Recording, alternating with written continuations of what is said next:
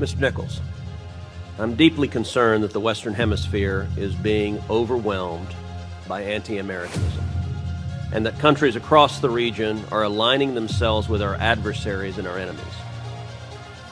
I'm deeply concerned that former U.S. allies are being replaced by leaders who are actively hostile to us and our interests, and that the Biden administration has chosen to embrace many of those leaders.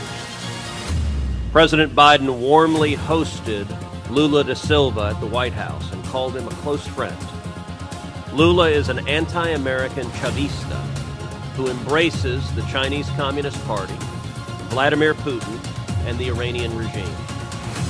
I'll note that President Biden has not extended the same courtesy to Israeli Prime Minister Benjamin Netanyahu, and indeed the Biden White House has made clear that Israel's Prime Minister is not welcome in the Biden White House. Now, one of the very insidious ways that our adversaries and our enemies have infiltrated the region is through corruption.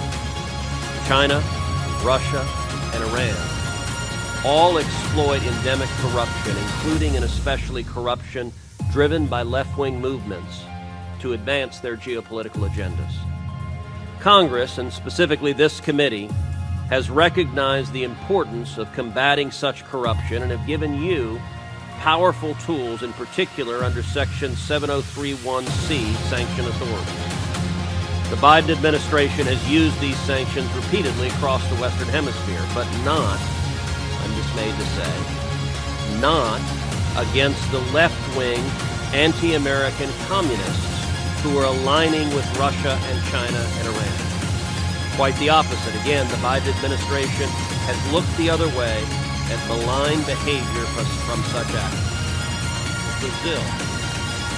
Bolsonaro, a pro-American leader, was replaced, to the Biden administration's cheering, with an anti-American radical Lula. And there is corruption likewise in the Lula government. In February, Lula allowed 2 of Iran's most advanced warships to dock in the port of Rio de Janeiro.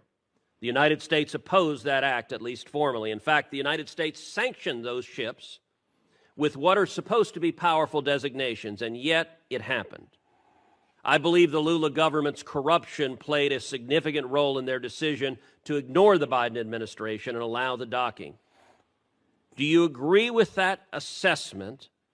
And has the Biden administration enforced any sanctions related to that instance, and in particular to the Brazilians providing material support to the Iranian ships? The administration engaged our partners throughout the hemisphere, and we're very pleased that the Iranian ships were not able to dock anywhere else. We're deeply disappointed that one of the 2 ships was able to dock in Brazil. The other was offshore. I refer you to OFAC for any additional information on. Has the Biden administration sanctioned the Brazilian government, led by Joe Biden's self-described good friend, the anti-American leftist Lula? Have you sanctioned the Brazilian government for violating U.S. law and allowing the Iranian ships to dock?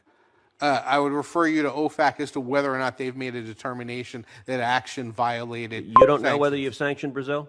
I would refer you to OFAC. Do you know? I would refer you to OFAC. Do you know the answer? That's a yes or no question. Do you know whether the Biden administration has sanctioned Brazil? I am not aware of any sanctions with regard to that specific situation. Nor am I, and that's the problem.